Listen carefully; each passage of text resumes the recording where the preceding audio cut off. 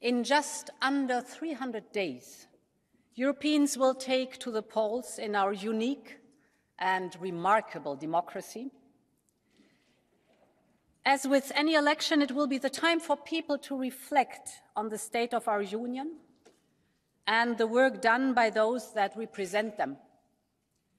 But it will also be a time to decide on what kind of future and what kind of Europe they want. Kien b'dan il-mod li il-President tal-Kummissjoni Ewropea Ursula von der Leyen fetħet l-aħħar diskors tal-Istat tal-Unjoni qabel l-elezzjonijiet tal-Parlament Ewropew propju f'Ġunju illi ġej. F'dan id-diskors hija tkellmet dwar il-viżjoni tagħha għall-Unjoni Ewropea fil-ġejjeni iżda wkoll innutat il-kisbiet tal-Unjoni Ewropea fl-aħħar snin, b'mod partikolari brabta mal-pandemija tal-COVID-19 u aktar riċenti il-gwerra fl-Ukrajna. Jitkellem dwar il-qalba diġitali u ħadra biex tipproteġi lill-istati membri fil-futuri, simili għal messaġġ li qed jibgħat il-Gvern Malti immexxi mill-Prim Ministru Roberta Bela. Dwar dan von der Leyen saħqet kif l-Unjoni Ewropea dawret l-isfida tat-tibdil fil-klima għal waħda ta' opportunità ekonomika għal futuri li se jkun ikkaratterizzat minn immodernizzar tal-industriji u d-dekarbonizzazzjoni. Innotat ukoll in-Next Generation EU li hu investiment ta' 800 biljun euro favur aktar investiment għal ġejjieni bilan li jinħolqu wkoll aktar karriri ta' kwalità. Jisemmi aktar inizjattivi komplementari biex jikkumbattu t-tibdil fil-klima fejn innotat kif l-Unjoni Ewropea se tkompli tappoġġja lill-industrija f'setturi differenti minn dawk tal-ġenerazzjoni tar-riħ sa dawk fit-teknoloġija. B'hekk l-Unjoni Ewropea se tibqa' tkun waħda ambizzjuża u tfittex it-tkabbir ekonomiku. Fid-dawl li l-Unjoni Ewropea tinsab pratikament mingħajr qatt, qalet li l-Ewropa tinsab fi stat fejn ix-xogħol qiegħed jiġri wara n-nies u mhux bil-kontra. F'Malta li għandha l-inqas rata ta' qatt, il-kwistjoni tinħass aktar. Von der Leyen żidet tgħid kif 74% tal-intrapriżi żgħar u medji bħalma kompost tal-ekonomija Maltija qed jgħidu li mhux isibu biżżejjed nies b'ħiliet adekwati. Għalhekk qalet kif l-Unjoni trid tibqa' taħdem biex tindirizza l-isfidi fis-suq tax-xogħol Ewropew b'investiment fiż-żgħażagħ li għandu jkollhom karriri ta' kwalità.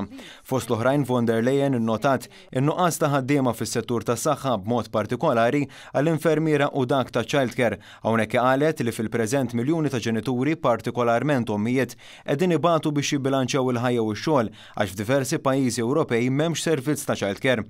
Dan għall-kuntrarju tal-kisbiet li jagħmel pajjiżna f'dan il-qasam li mhux talli s-servizz u offrut għal kull min irid jagħmel użu minnu iżda hu wkoll bxejn għall-ġenituri li jaħdmu f'miżura li daħlet snin ilu. Von der Leyen innutat ukoll kif l-Unjoni Ewropea se tibqa' soda fil-konfront tal-ugwaljanza b'mod speċjali fejn tidħol il-vjolenza abbażi tal-ġeneru. Rigward ir-rati tal-inflazzjoni għolin, von der Leyen faħret ix-xogħol tal-Bank Ċentrali Ewropew għalkemm qatt fadal biex tintlaħaq l-aspettattiva dwar ir-rata tal-inflazzjoni. Min-naħa l-oħra innutat kif l-Unjoni qed jirnexxielha tikseb enerġija bi prezzijiet irħas li għolew b'mod partikolari minħabba li l-President Russu kompla juża il-gass bħala arma. Hawn stqarret kif sena ilu megawatt ta' enerġija kienet qed tiswa 300 euro u s'issa niżlet għal 35 euro.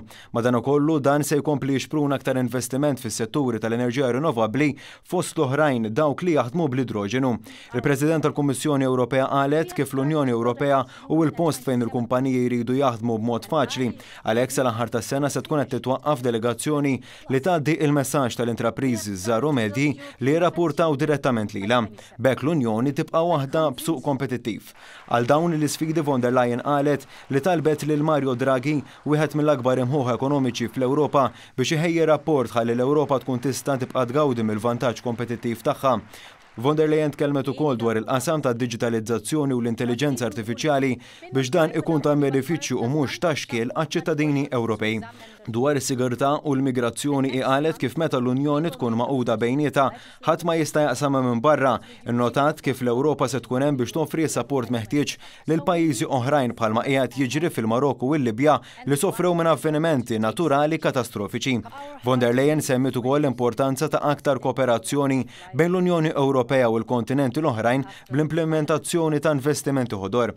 Hawn ħeġġet ukoll biex jintlaħaq ftehim brabta mal-patt tal-immigrazzjoni u b'hekk l-Unjoni Ewropea Ewropea tibqa' tkun b'saħħitha kontra it-traffikar uman. L-Ukrajna wkoll kienet waħda mit-temi li dwarhom tkellmet il-President tal-Kummissjoni Ewropea fejn qasmet l-istorja ta' Viktorja Amelina li nqatlet b'missila wara li kienet qed tirrapporta l-atroċitajiet tal-gwerra. Von der Leyen qalet li l-Kummissjoni se tipproponi li l-protezzjoni temporanja lill-Ukreni fl-Unjoni Ewropea tiġi estiża. Fl-għeluq tad-diskors tagħha l-President tal-Kummissjoni Ewropea reġgħet tenniet il-viżjoni tagħha għall-Ewropa.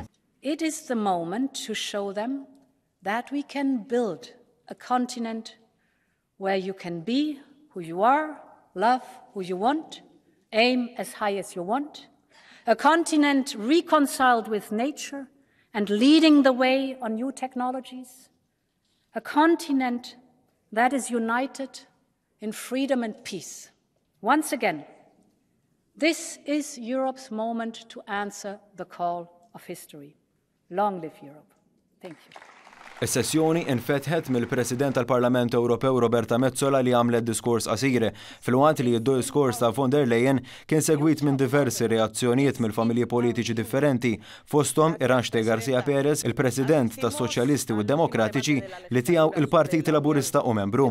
Wara kienu diversi Europarlamentari li ħadu sehem fid-dibattitu li segwa id-diskors ewlieni, inkluż l-Europarlamentari Laburista Eliksa Ġussaliba li tkellem dwar il-qalba diġitali fejn iddiskriva l-ħidma tal-Unjoni Ewropea bħala waħda kuraġġuża. Fil-waqt li laqa l-fatt li l-kumpanija Apple il-bira żvelat mobile ġdid biċ-charger komuni dak ta' Type-C, Ġussaliba saħaq kif għandha ssir aktar ħidma fil-ġejjieni f'dan il-qasam bris iċ-ċittadini Ewropej.